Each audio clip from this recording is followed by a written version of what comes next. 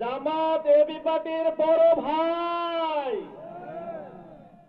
ছোট ভাই হিসাবে AB party S A Zahid Sarkar দাঁড়িপাল্লাকে সমর্থন জানাচ্ছে।